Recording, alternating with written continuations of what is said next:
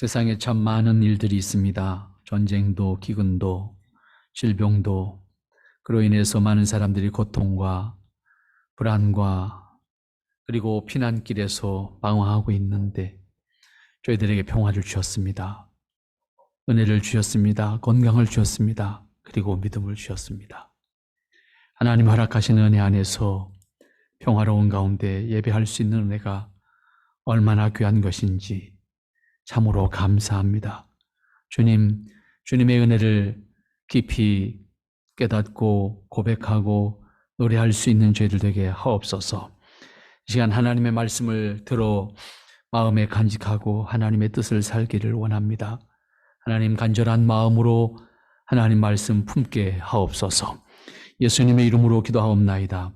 아멘. 오늘 아모스 5장 계속 보는데 오늘 17절 말씀 특별히 뒤에 나오는 말씀인데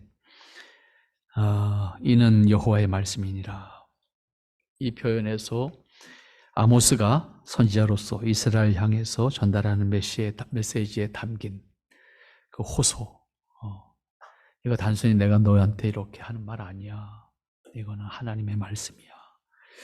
그 스스로가 확신하면서 전달하는 그 메시지에 담겨져 있는 무게가 어떤 것인지를 알라고 표현하고 있는데, 이것은 아모스가 이스라엘 향해서 정말로 간절한 마음으로 호소하는 그런 자신의 개인적인 마음까지 담아서 그들에게 임하게 될 심판과 그리고 그 앞에 돌이킬 수 있는 기회를 주고자 하는 그의 호소가 이 말 속에 담겨져 있는 것이 아닌가 생각을 합니다.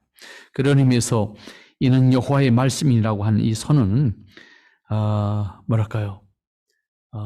선지자로서의 사명을 다시 한번 확인하고 자기가 깨달은 하나님의 뜻이 얼마나 엄중한 것인지를 담아서 전달하고자 하는 뜻을 먼저 선언하는 것이 아닌가, 이렇게 생각해 볼 수가 있습니다.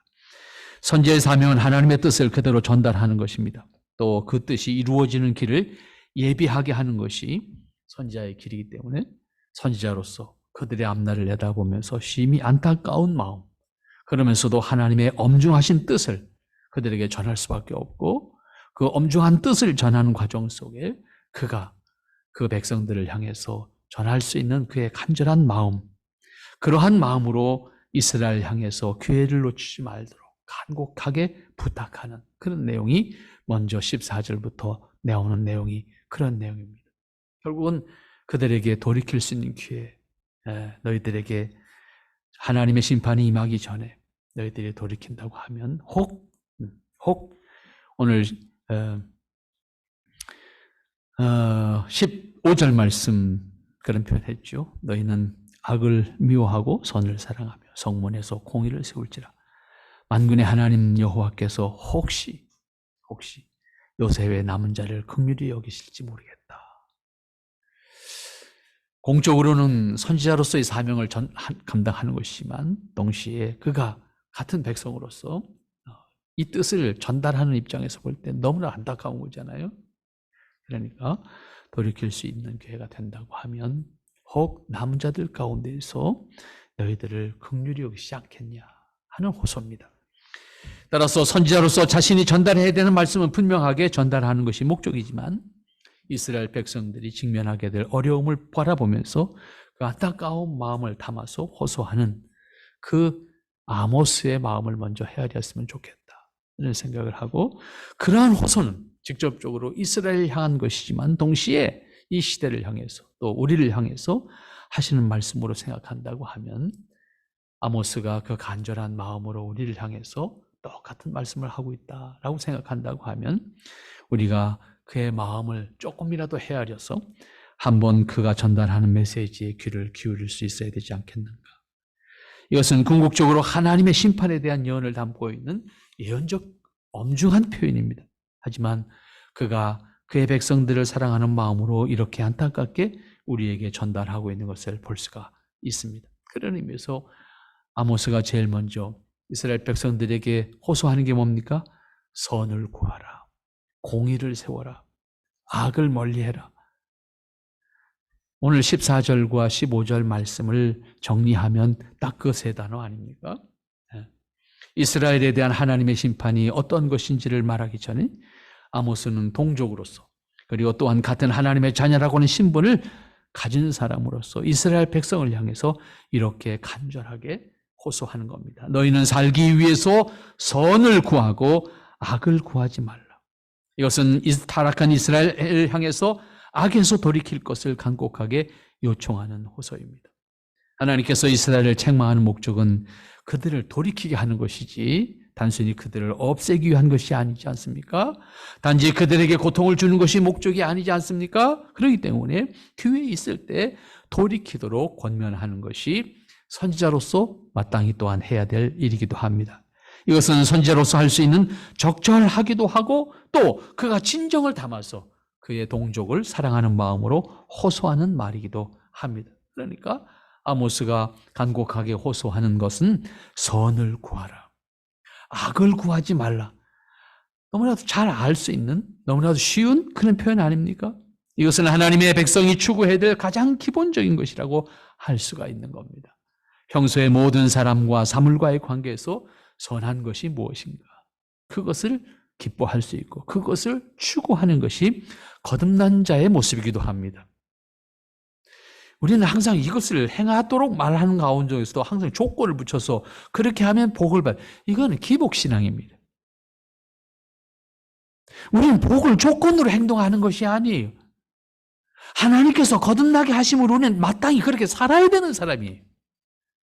복은 하나님께서 더해 주시는 것이지 그걸 조건으로 행하게 하시는 것이 아니다 그 말이에요.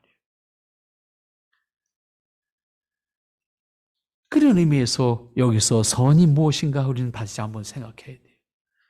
선한 것이라고 하면 도덕적인 의미로 생각하기 쉽습니다. 완전히 틀린 말은 아니지만 도덕적인 기준이라고 하는 것은 사회와 시대와 가치관에 따라서 그 기준이 다릅니다.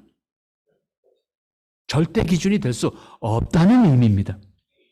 그러므로 그리스도인에게서 선은 도덕적인 기준을 넘어서서 하나님이 기뻐하시는 거예요. 그게 선이에요. 하나님이 기뻐하시는 것, 그것이 선이다 그런 의미입니다.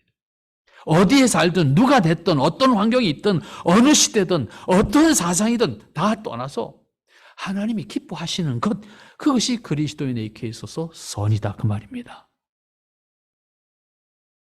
사회 속에서 우리가 가지고 있는 도덕적 선이라고 하는 개념은 같은 민족이라도 시대에 따라서 선의 기준이 달라집니다. 때문에 절대적 기준이 될 수가 없어요. 그리스도인에게 있어서 선은 그것이 하나님이 기뻐하시는 일인가, 이게 기준이다라고 하는 것 마음에 새겨야 됩니다. 그렇게 해석할 때 그리스도인으로서 하나님의 자녀들이 세상에서 추구해야 되는 것이 분명해집니다. 무엇을 하든 어디에 있든 그것이 하나님이 기뻐하시는 일인가? 그것이 내가 있어야 될 하나님이 기뻐하시는 곳인가? 내가 있어야 될 곳이 하나님이 기뻐하시는 곳이고 내가 하는 것이 하나님이 기뻐하시는 일이라면 양심의 자유를 통해서 어디서든지 우리가 그 일에 합당하게 설 수가 있습니다. 그 반대의 개념은 하나님이 기뻐하지 않는 겁니다. 그런데 하나님이 기뻐하지 않는 것에 사람이 기뻐하는 것이 속해 있어요. 사람은 타락한 본성에 사로잡혀 있다. 제가 늘 기회 있을 때마다 말씀드립니다. 우리가 매우 의도적으로, 매우 의식적으로 노력하지 않으면 우리는 본능적으로 하나님과 멀어지게 되어 있습니다. 그럼 내가 믿음을 안 가져서가 아니에요. 내 스스로가 타락한 본성의 지배를 나도 모르게 받고 있기 때문에 그렇게 됩니다. 그래서 우리는 끊임없이 반복하는 것 같지만 하나님과의 관계를 확인하지 않으면 어저께까지 펄펄 뛰면서 은혜 받았다고 했던 사람은 오늘 아침에 딴 사람 되어 있습니다. 전혀 하나님과 관계 없는 사람처럼 되어 있는 모습을 우리는 얼마든지 봅니다.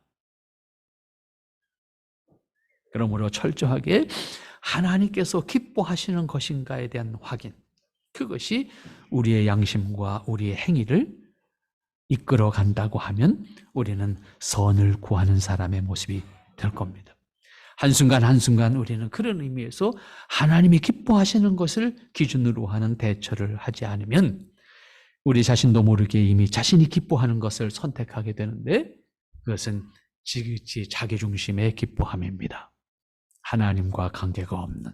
그러므로 하나님의 자녀는 항상 깨어서 하나님께서 기뻐하시는 것을 사모하는 마음으로 우리가 준비되어져야 합니다. 우리의 생각이, 우리의 의식이 하나님이 기뻐하시는 것에 살을 앞에 있을 때 우리가 자연스럽게 하나님의 기뻐하시는 것을 따라가는 사람이 됩니다. 그렇지 않으면 매우 자연스럽게 내가 기뻐하는 길을 따라가는 것이 사람입니다. 그래서 우리가 하나님 앞에 경건하게 서는 시간을 늘 자기관리 차원에서 하지 않으면 안 된다라고 하는 것을 말씀드리는 거예요. 우리는 그런 의미에서 이 땅에 사는 날 동안 주님 앞에 가기까지 우리는 함께 하나님이 기뻐하시는 것을 사모하는 사람으로 내 자신의 의식이 항상 거기에 깨어 있도록 나를 만들어가는 작업을 해야 된다라고 하는 겁니다. 선을 구하라는 말씀은 하나님이 기뻐하시는 것이 무엇인지를 우리는 끊임없이 확인하고 그것을 추구하는 의미에서 우리가 우리의 삶이 만들어져야 할 것을 말씀하는 것이고, 하나님이 기뻐하시는 것을 찾으면 상대적으로 내가 좋아하는 것, 사탄이 좋아하는 것, 나아가서 하나님이 기뻐하시지 않는 것은 자연스럽게 우리 눈에 잘 안 보이게 됩니다. 내가 무엇에 관심을 가졌느냐에 따라서 보여져요. 내가 매우 의식적으로 노력할 때 그게 자연스럽게 보여져요. 그러나 그 의식을 가지지 않으면 우리 앞에 보이는 게 꼭 사기치는 게 먼저 보인다고요. 하나님이 기뻐하시지 않는 것이 가장 내 눈에 먼저 다가온다고요.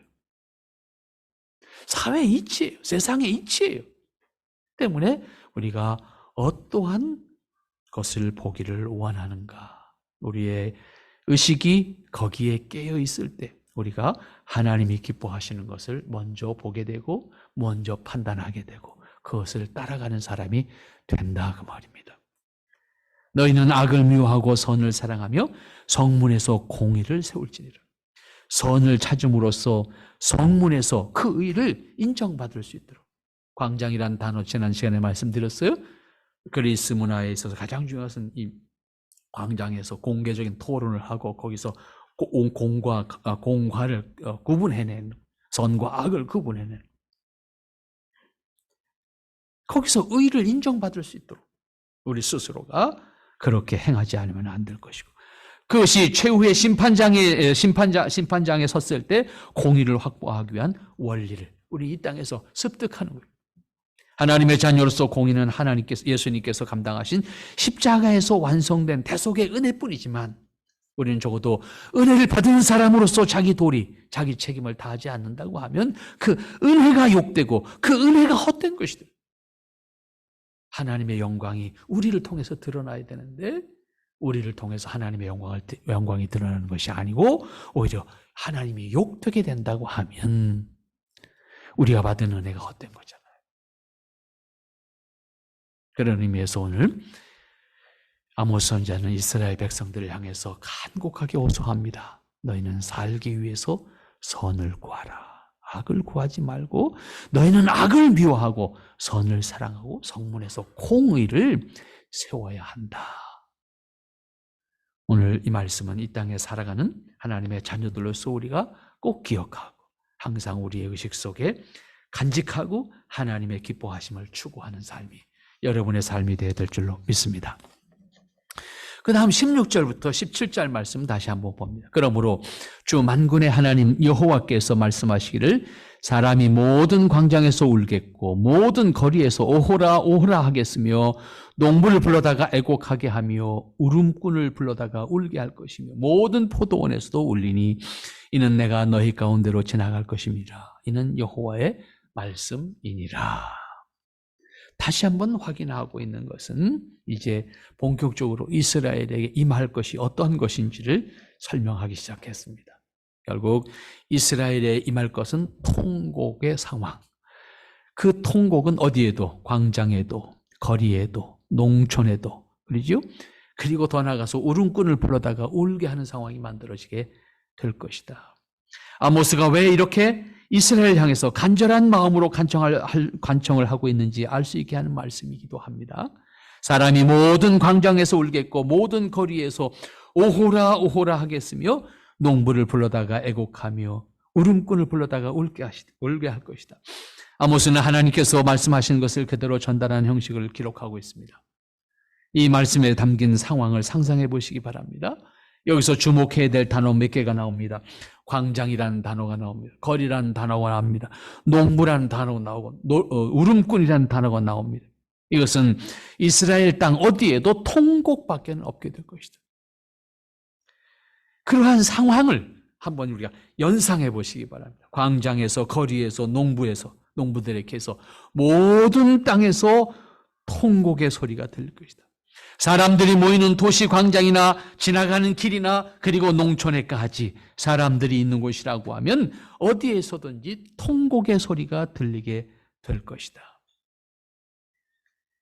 거기에 더 주목할 것은 울음꾼을 불러다가 울게 할 것이다. 이런 표현도 나옵니다. 좀 낯선 표현이긴 한데 매우 의미가 큰 말이기도 하고 과거에 우리 조선시대까지도 우리는 이 울음꾼이라는 직업이 있었습니다.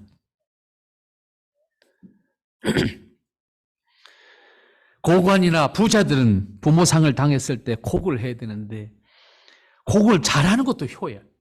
근데 내가 그걸 못하겠어, 힘들어서. 그러니까 곡을 전문으로 잘하는 사람 불러다가 밤새도록 곡하게 하는 거예요. 자긴 자고. 이게 우리 문화 속에 있었다고. 그런데 묘하게 이스라엘 사람들한테도 이게 있어. 많이 닮았어요, 사실은. 유대 민족하고 우리 민족이. 그런 면에서는. 결국 이 말씀에 담긴 의미는 고관이나 부자나 사회 지도자나 모두 누구도 예외 없이 그 슬픔 가운데 빠질 수밖에 없게 될 것이다. 이스라엘이 당하게 될 고통이 어떤 것인지. 우리말 번역은 그냥 운다 뭐 이런 표현을 하는데 전부 통곡입니다. 단어가. 직역하면 전부 통곡이라는 단어로 번역됩니다. 어떻게 표현할 수 없는 그 슬픔을, 그 아픔을 달리 표현할 수 없는 단어, 통곡이라는 단어로 일관되게 번역되어 있습니다. 모든 포도원에서 울 것이다. 그냥 울 것이다가 아니라 통곡입니다. 포도원은 시골을 의미하기도 하고 포도원은 풍요로움을 의미하기도 합니다. 기쁨을 상징하는 의미이기도 합니다. 포도원은 주식을 생산하는 곳이 아닙니다. 즐기기 위한 음료를 생산하는 것이고 과일을 생산함으로 말미암아 풍요롭게 해주는 것을 의미합니다. 그렇기 때문에 모든 포도원에서 울게 될 것이라고 하는 말씀은 이스라엘 전체가 고통에 빠지게 될 것이다. 그래서 통곡하리라는 말씀을 이스라엘 백성들이 처하게 될 심판의 상태가 얼마나 비참하고 얼마나 참담한 것인지를 이렇게 설명하고 있다라고 볼 수가 있습니다. 종합하면 도시나 농촌이나 그리고 신분의 고하를 막론하고 모든 사람들이 하나님의 심판에 처하게 될 것이다. 그리고 그 상황은 모두가 통곡하는 상황이 될 것이다. 그리고 그들이 처하게 될 심판의 상태가 얼마나 고통스러운 것인지 그것을 설명하는 내용입니다. 여기서 그 처참함으로 표현하는 단어는 오호라.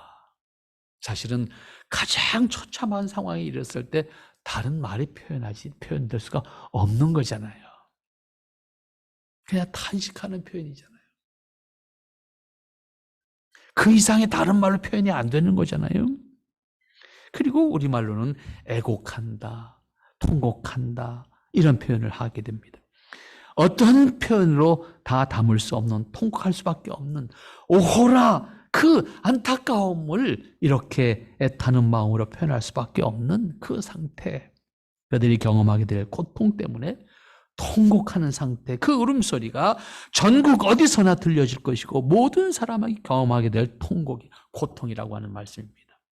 평화롭고 풍요로운 시대에 사는 사람들로서 우리가 감히 이렇게 느껴지지 않는 표현일 수 있습니다.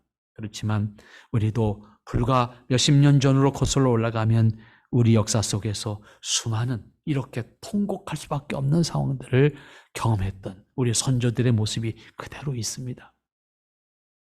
그 상황에 처하게 되면 그 느낌이 어떠한 말로 표현할 수 없고 그저 탄식할 수밖에 없는, 그저 한탄할 수밖에 없는 그 비참함을 다른 말로 담을 수 없어서 눈물밖에 흘릴 수밖에 없는 그런 모습입니다. 선지자의 역할이 어려운 것은 지금 경험할 수 있는 것이 아니라 앞으로 경험하게 될 것을 예언하는 것 아닙니까? 그렇기 때문에 사람들이 그가 전하는 말씀을 듣도록 해야 되는데 그 말씀을 선지자가 먼저 알고 그 말씀을 전하고 있지만 선지자와 같은 마음으로 그 말씀을 받아들이지 못하고 있다. 이것이 사실은 선지자로서의 역할로 감당하기 대단히 어려운 것이고 마찬가지로 오늘날 우리 그리스도인들이 이 세상을 살아갈 때 가져야 되는 것 다르지 않아요? 하나님께서 종말을 말씀하시고 하나님 나라를 말씀하시지만 우리 마음에 그렇게 와 닿냐고. 우리 마음은 언제나 지금 당장 내 눈앞에 있는 것밖에는 잘 안 보이는데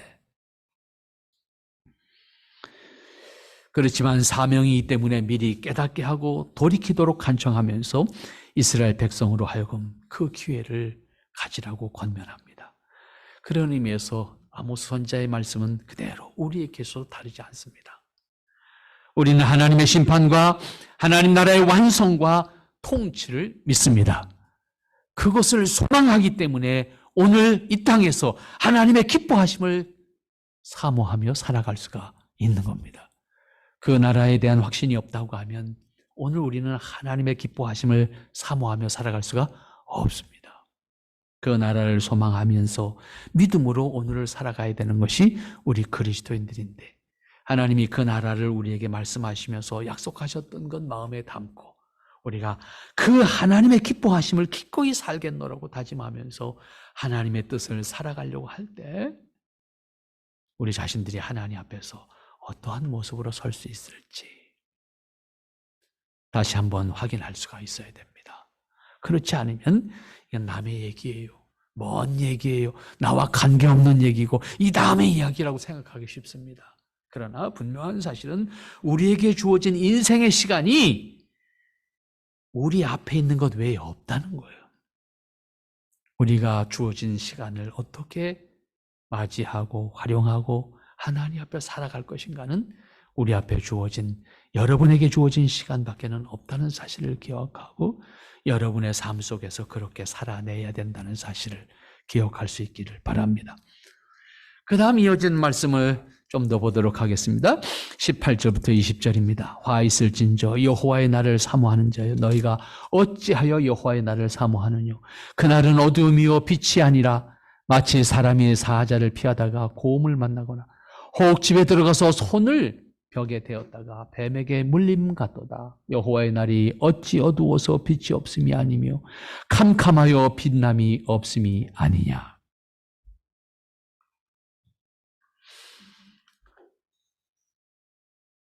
그럼에도 불구하고 하나님의 날은 분명히 임한다. 하나님의 날이 임한다고 하는 것은 빛의 날이 분명한데 그 빛의 날은 우리의 영광이지만 동시에 우리에게는 어둠이다. 그날은 하나님의 자녀들에게 있어서 영광의 날이 될 수 있습니다. 그러나 엄위한 심판 앞에서 모든 사람들은 또한 두려움을 경험할 수밖에 없다. 이스라엘에 대한 심판이 있을 것을 예언하면서 아모스는 더욱 적극적으로 표현합니다. 물론 이스라엘에게 돌이킬 것을 호소하고 난 다음에 이어서 그들이 경험하게 될 심판의 상태가 어떤 것인지 설명했습니다. 여기서 아모스가 표현하는 것은 매우 강력한 의미를 담고 있습니다. 특별히 이스라엘이 하나님의 뜻을 저버린 상황에 있지만 외적으로 보이는 종교적인 습성은 잃지 않은 상태로 지내고 있다는 사실을 전제로 이렇게 말합니다. 그래야만 여기 18절 이후에 말씀에 대한 이해가 쉽게 될 것 같습니다. 화 있을진저 여호와의 날을 사모하는 자요 너희가 어찌하여 여호와의 날을 사모하느냐. 그날은 어두움이요 빛이 아니다. 너희들이 행한 것을 볼 때 그날은 너에게 두려움일 거야. 이스라엘이 바라고 있는 하나님께서 통치하시는 그날이 그들에게 바라는 것처럼 구원의 날, 기쁨의 날, 빛의 날이 될 것이지만 그러나 너희들의 행함을 보았을 때 너희들은 오히려 절망과 어둠이 지배하는 날이 될 거라고 나는 생각한다. 그들이 행하는 것에 대해서 매우 책망하는 표현입니다. 분명히 그날은 빛의 날이지만 어둠의 날이야. 이스라엘 백성들이 종교적인 측면에서 하나님이 통치하시는 나라를 바라고 메시아가 오는 나라를 바라고 있지만 정작 그들은 하나님의 뜻을 저버리고 대적하는 태도로서 선지자 입장에서 볼 때 너희들은 책망받을 놈들이야. 이스라엘이 사모하는 날, 하나님의 날, 곧 하나님께서 그들을 통치하시는 날을 바라고 있지만 그날은 오히려 그들에게 절망과 어두움을 체험하게 될 것이다 라고 말씀합니다. 이스라엘이 처하게 될 상황에 대해서 더 참담하고 절망적인 표현을 담고 있는 것은 19절입니다. 하나님의 심판이 임하게 될 때 이스라엘은 어디에도 피할 길이 없다. 절망적인 표현 아닙니까? 사자를 피해서 도망갔는데 곰을 만났어. 곰을 만나서 도망쳤는데 집으로 도망갔어. 뱀에 물렸어. 갈 데가 없다는 얘기. 하나님이 심판하실 때 결코 피할 길이 없다. 그 예를 사람이 위험에 처해서 피해 도망가다가 이렇게 끝내는 뱀에 물려 죽게 될 것이다 라고 하는 겁니다. 어디로 피해도 심판의 고통을 피할 수 없고 일시적으로라도 피할 수 있는 기회조차 없다는 것을 분명하게 말씀하고 있습니다. 이러한 상황을 한번 상상해 보세요. 그런 의미에서 하나님의 심판은요, 장소적 개념이 아니에요. 장소적이란 우리 보통 종말론 얘기들, 시한부 종말론 얘기하는 사람들, 예수님이 서울에 삼각산에 임재하신다고 91년도에 난리치지 않았습니까? 장소적 개념이 우주적 개념이라고요. 심판의 개념은. 그럼 지구 반대쪽엔 다음날 오실 건가요? 그러면 제트기 타고 도망가면 되나요? 아니면 우주 공간으로 피난 가면 되는 건가요? 심판의 개념은 우주적 개념이에요. 하나님이 창조하신 세계를 심판하신 것처럼 회복도 우주적으로 회복되는 거예요. 피할 길이 없습니다. 지구를 떠나서 다른 공간에 간다고 거기에는 하나님의 심판이 임하지 않는 것이 아니다 그 말입니다. 여호와의 날이 어찌 어두워서 빛이 없음이 아니며 캄캄하여 빛남이 없음이 아니냐. 이것은 여호와의 날이 이스라엘에게 희망과 빛의 날이어야 하지만 너희들이 행한 악을 볼 때 그날은 너희들에게 빛이 없는 어둠의 날이 될 것 같다. 한탄이지요. 하나님의 백성들임에도 불구하고 하나님의 은혜를 저버린 그들에게 대해서 아모스가 바라볼 때 소망이 없다. 절망하는 표현이지요. 그럼에도 불구하고 이스라엘 백성들은 그날을 기다리고 있다니 얼마나 가소롭냐. 너희들이 하는 행동을 봐라. 소망이 있냐? 내가 볼 때 소망이 없어. 어찌하여 그날을 사모하느냐고 책망하지 않습니까? 당연히 이스라엘이 하나님 앞에 신실하다고 하면 그날은 빛의 날이고 환희의 날이지만 정작 이스라엘은 책망과 진노의 대상이 될 수밖에 없는 모습을 보고 아모스는 그렇게 한탄하는 겁니다. 하나님의 날을 사모하고 있다고 하는 것이 얼마나 어리석으냐. 그날은 너희들에게 어둠일 텐데. 그러므로 하나님 나라와 하나님의 통치를 사모한다고 하면 우리는 비례해서 하나님께서 기뻐하시는 것을 기뻐하는 사람, 하나님이 기뻐하시는 것을 사모하는 사람, 하나님이 기뻐하시는 일에 동참하는 사람, 하나님이 기뻐하시는 것을 내가 감격함으로 맞이할 수 있는 사람, 그것을 함께 공유하고 그것을 함께 나눌 수 있는 사람. 그런데 늘 말씀드리잖아요. 타락한 본성은요, 악한 일에는 뜻을 빨리 함께 해요. 그런데 선한 일에는 안 됩니다, 이게. 참 모를 일이잖아요. 특별히 누가 나빠서가 아닙니다. 우리 본성이 그래 먹었어요. 우리 본성이 그렇다고요. 아담 이외 인간의 본성이 누구나 다 똑같아요. 때문에 매우 도적으로 하나님의 기뻐하심을 사모하는 노력을 해야 됩니다. 그것이 개인적으로, 그것이 우리 함께 모여서 자주 만나는 것이요. 그냥 만나서 좋은 것도 좋지만 만남으로써 우리가 그 생각들을 서로 도전받는 거예요. 그리고 서로 그 생각을 도전받고 서로 배우는 거예요. 그리고 서로 격려하는 거예요. 그런 관계를 통해서 하나님의 선을 만들어가는 거예요. 우리나라 초기 신자들이 교회를 형성하는 과정 속에 참 그 사연들을 보면요, 참 존경스럽다고 할까, 반대로 우리 참 부끄럽다, 그런 생각을 늘 하게 되지요. 여기 김포중앙교회라고 지금 있습니다. 김포시에 가면 사실 구김포시 읍내 시내 안에 이 언더우드 선교사가 세운 교회예요. 그 교회가 세워질 때 언더우드 선교사가 교회에서 전도해갖고 교회를 만든 게 아니에요. 언더우드 선교사가 지금 말하면 정동에 있는 거잖아요. 근데 그 김포에서 정동까지 교회를 가는 거예요, 사람이.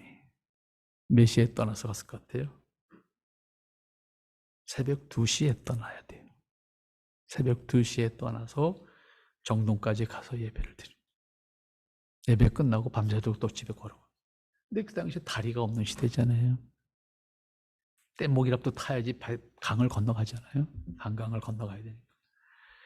그렇게 해서 교회를 다니다가 그 마을에 교회가 세워지게 되는데, 그 교회만이 아니라 사실은 이 마포에서부터 떠나서 마포에서 한강 하류까지 가면서 양쪽 옆으로 교회들이 세워지는데 포구마다 교회가 세워지는 겁니다. 포구마다 교회가 세워지는데 다 그게 언더우드 선교사에 의해서 세워지는 교회들이에요. 지금은 애기봉이 있는데 지금은 그 용강리란 교회, 애기봉 넘어가면 그 안에 용강리란 마을이 있는데 용강교회라는 교회 지금 없어졌어요.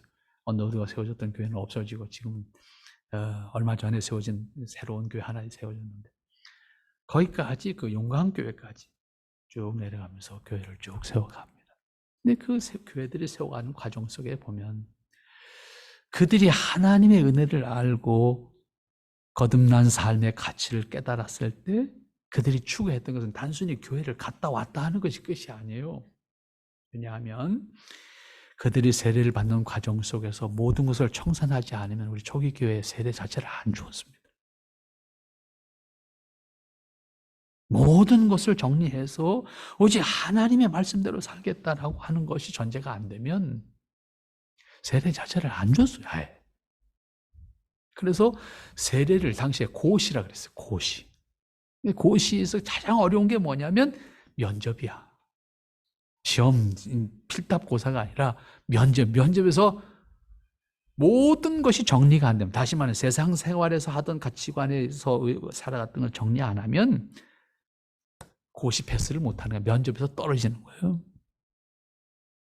그래서 다시 또 다시. 그러나 그렇게 정리하고 새로운 삶을 사는 사람들에게 있어서는 정말로 감당할 수 없는 그들의 삶의 모습이 보이죠. 그래서 초기 교회의 지도자들이 다 돼요. 지도자들이 다 목사님이 됐다는 얘기는 아니에요. 일반 신자로서 하나님의 뜻을 섬기는 지역사회 지도자들이 되고 복음을 전하고 교회를 세워가는 그런 일꾼들이 되거든요. 근데 그 과정을 보면 정말로 쉬운 일이 아니거든요. 아무리 봐도 모든 기득권을 내려놔야 되는데 그거 내려놓기 쉽지 않잖아요. 목포 지금으로 말하면 목포 경찰서장쯤 되는 사람이에요. 행정구 당시에 우리나라 제도상으로 볼 때 목포 경찰서장쯤 되는 사람인데 이 사람이 예수님을 믿게 됐어요. 세례문답을 하는데 이 사람이 다른 건 다 정리가 됐는데 사업을 정리 못했는데 사업이 뭐냐면 양조장을 했어. 부업으로 경찰서장 하면서 부업으로 양조장을 했는데 양조장을 한다는 것 때문에 세례문답이 통과가 안 되는 거야. 그래서 이 사람이 양조장을 정리하고 나서 세례를 받고 그 다음에 선교사들을 따라다니면서 호남 지역에, 특별히 전남 지역에 교회를 세우는데 앞장섭니다. 그래서 그 지역에 많은 교회들을 세워가는 역할을 합니다. 이런 과정들을 보면서 우리가 하나님의 자녀로서 하나님이 기뻐하시는 것을 사모한다는 것이 뭘까? 여러분, 오늘 우리가 이 아모스 선지자가 간절한 마음으로 그 백성들에게 호소하는 그 마음, 다시 한번 우리 마음에 새기면서 하나님이 기뻐하시는 것을 사모하는 마음으로 하루하루를 승리할 수 있는 여러분들 되시기를 바랍니다. 기도합니다. 거룩하시고 자비로우신 아버지 하나님, 은혜를 감사합니다.